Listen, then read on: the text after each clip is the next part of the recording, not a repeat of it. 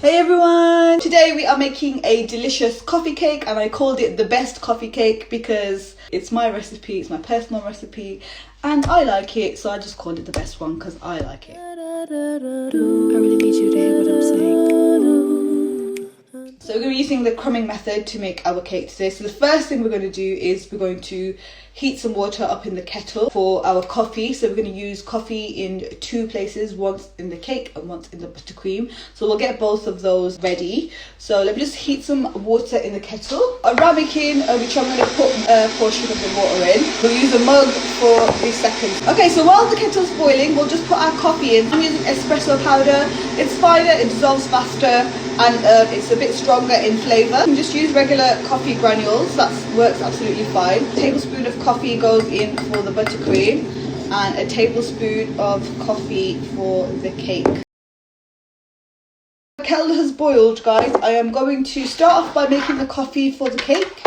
Okay, and the reason why I'm making the coffee first, obviously we want the water to cool down enough to be able to put into the cake batter before we actually use it. I've put my mug on top of a scale and I'm going to weigh out 50 millilitres of water. You can use a measuring jug as well. So 50 millilitres of water for our cake in our coffee. 50 millilitres of water actually weighs the same as 50 grams of water, so you can weigh it out, okay? Mix that in and put that to the side. The coffee for the buttercream. So we've got a tablespoon of coffee again, and now we're going to add hot water for the buttercream, okay? Just be careful. We're just going to put those to the side to use later. Okay, I'll put my kettle away because I feel like it's right next to my arm, and if I accidentally nudge it, I'm going to spill boiling hot water all over myself, and you know me, I'm accident prone. So once you have made your coffee, you want to move on to greasing and lining your tins, and I've explained how to do this many times, so I'm probably not going to give you a full-on description of how to do this. If you need help with this, you can refer to one of my previous videos where I've baked a cake just to give you a bit more help. So that is our tins prepared, greased and lined. Once they're done, we're going to put them to the side. So the next thing we're going to do after greasing and lining our tins is preheat our oven. So I am going to bake my cakes low and slow, which enables them to get flat, even tops. Okay.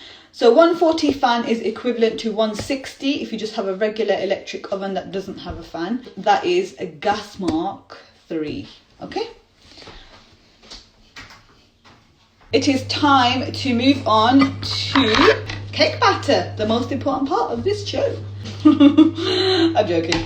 So yeah, star of the show, cake batter, time to do that. So as usual, you guys know that I like to weigh everything directly into one bowl to save up on the washing up, la da da da da. So that is what I'm going to do. My bowl is on top of my scale. I'm going to turn my scale on. It really helps to have an electric scale for this reason, I think, personally. It's just so much easier. It's 225 grams of self-raising flour. And we don't need to sift it because we're going to use the breadcrumb method today to make this cake. We're not using our typical creaming of butter and sugar. So you don't really need to sift it because as you mix the butter and sugar into there, it will kind of sift itself, kind of get rid of all the lumps. Okay, so put your scale back on 0. So on your electric scale, if you do have one, you will have a button that either says tare or that says 0. You want to press that at this point. Make sure it goes back to 0. Once it's on 0, you're going to weigh in your sugar. And I'm just using 200 grams of regular granulated sugar.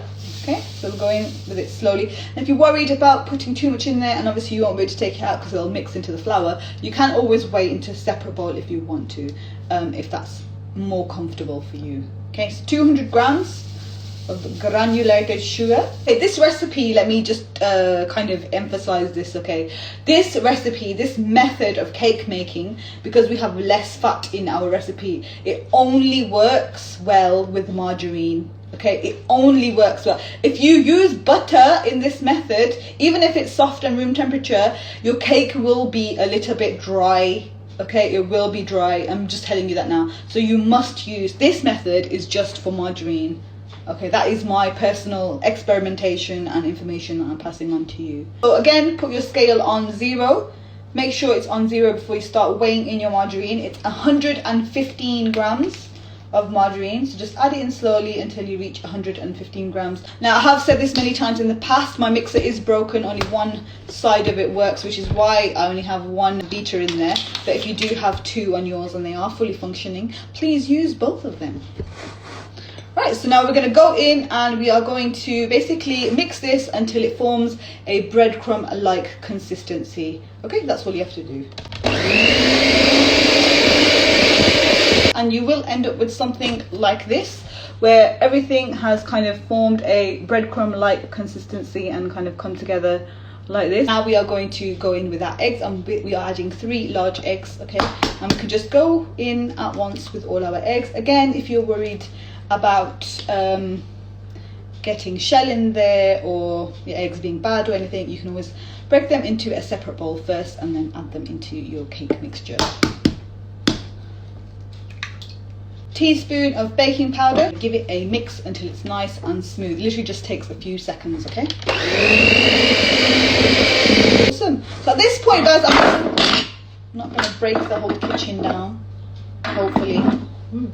Okay, so at this point I'm just going to scrape the sides of my bowl just to make sure those bits that are left at the bottom get mixed in as well. And remember that coffee that we made earlier right at the beginning? It's now cool enough to add into our cake mixture, so it's going to go in now. So I'm just going to bring my scale back because the last ingredient we're going to add into this is our milk. So put your scale on. Make sure your scale is on 0. I'm going with some milk now, okay? And 50 milliliters of milk. So we're adding plenty of liquid to it. Get rid of my scale again, and then I am going to just mix that until it goes smooth. So we don't want to over mix at this point. Obviously we don't want to work too much gluten in the flour, so we're going to just mix the milk in until it's combined, and that is our cake batter done. That is the cake batter, and now you're basically just going to split it evenly between both your tins. You can do that by weighing it out evenly between both tins, which is what I like to do, just so that I've got the same amount in both. Or you can just kind of eyeball it, okay? I'm going to weigh out my cake batter and just put an equal amount in both tins. It's 400 in that one. Perfect. So it's basically added up to 400 grams of batter per tin, okay? And now we're going to bake both the tins in the middle of the oven, preheated oven, 140 fan, 160 without the fan, gas mark 3, and they should take about half an hour in the oven, okay? So I'm going to put them on the same shelf because they fit on the same shelf, okay? It usually take about 30 minutes at that temperature if you split the batter between 2 tins. If you bake it in one tin, it might take about an hour to bake. We are making a Swiss meringue buttercream instead of our regular American buttercream that everyone makes for coffee cakes. My personal opinion is that it is much better and much tastier and much smoother. So do bear with me because it will take a little bit longer than your usual buttercream to make, but it is worth the effort in my opinion. It's very, if it does go wrong, there is ways to fix it, so you don't have to dump out your buttercream. And if it does go wrong for you, you can always let me know and I can help you fix your Swiss meringue. Do not throw it away, okay? It can be fixed. Our SMBC Swiss meringue buttercream, we need a saucepan, and the saucepan is going to be our bain-marie. So we're going to put a small amount, an inch of water in our saucepan, put it on a low heat to heat up because we are going to cook our egg whites on top of a bain-marie in a bowl before we whisk them up for the SMBC. Alright, so water goes into your saucepan. So it's important that the water doesn't touch the bottom of your bowl when you put it in. So you just literally need just an inch of water just to create some steam to be able to cook the egg whites, okay? Put the saucepan on a low heat just to allow it to start doing its thing whilst we're prepping everything else for the buttercream. Right, you need to get yourself a heat-proof bowl, obviously, because we are going to put it on top of the saucepan when the time comes. So you need a heat-proof bowl for this buttercream, okay? So I've got a big bowl which I'm going to put my whites in, and a small bowl which I'm going to put my yolks into. We're going to separate 3 eggs, okay? We need the whites in the heat-proof bowl, and the yolks, you can save them for later. We won't be using those for the buttercream, okay? So to our egg whites, we are going to add 200 grams of sugar. So put your egg white bowl on top of your scale, put your scale on. 200 grams of sugar. So my water is now boiling. Okay, it's on a low heat. So we're whisking this on top of, again, we've got it on a low heat and it's just bubbling away, and we're going to constantly whisk our sugar and our egg whites together until our sugar has dissolved into our egg whites and there's no grains left. Okay, and the way you feel for if it's done is basically you take a little bit of the mixture, rub it between your fingers. If it feels grainy, then it's not ready yet, but if it doesn't feel grainy anymore, then you know it's done. There we go, perfect, it's done. So if your bowl is very, very hot, then just use some gloves to pick it out. It can be quite hot, so just be careful. So this is obviously quite warm now, it's quite hot, and the bowl is also quite hot. So to speed up this process, if you wanted to, you could now at this stage put this in the fridge or the freezer for some time to cool it down before whipping it up, okay? Otherwise, you basically just whip it with your electric mixer until the bowl has completely cooled down, and that will mean that your meringue has cooled down as well. At this point, guys, you also want to get your butter ready. 250 grams, which is a whole block of unsalted butter for this recipe, okay? And you want it to be nice and soft and room temperature, okay? So it should be very soft. You should be able to hold it and squish it easily between your fingers. That's how soft it should be. And it should be 250 grams. So I just got a bunch out and cut it up so that it went to room temperature quicker. I'm just gonna get my electric mixer. Now this process may take about 5 to 6 minutes, guys. So all I'm going to do is I'm going to whip up the egg whites now until they form a stiff meringue, okay? If the meringue and the bowl is too warm when we add the butter in, it's just going to turn sloppy and it's not going to whip up into our buttercream, okay? The butter's just going to melt in there and it's not going to be great, okay? You see? You're almost there. So what I'm going to do now is at this point we are going to add in our butter that we weighed out earlier, cube by cube. We've added it all in while we're mixing the meringue at the same time, okay?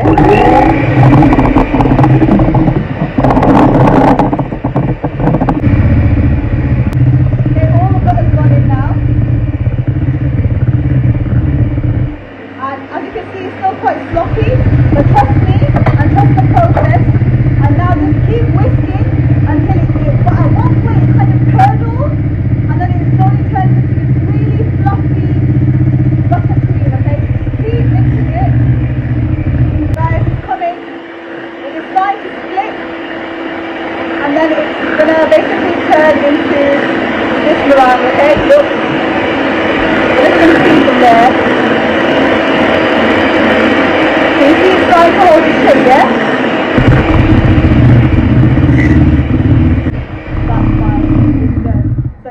Labour of love.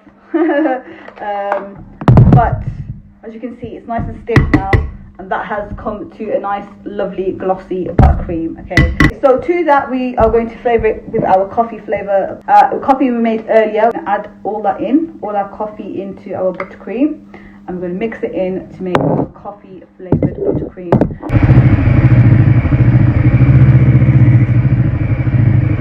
I'm just going to give this a final mix with my spatula just to make sure that everything is incorporated really well, and then we can put it on our cakes once it's cooled down, okay? Make sure that they have cooled down completely before you try and add your buttercream on, because if you don't let your cakes cool down, then your buttercream is just going to melt and just basically just slide all over the place. You've got enough buttercream to fill and also coat the outside of your cake with buttercream as well. So before I even filmed the decoration part of this video, I actually took a piece of the cake and ate it up because I couldn't wait. I just put some buttercream on it and then ate it. Here's how I decorated my cake. Enjoy!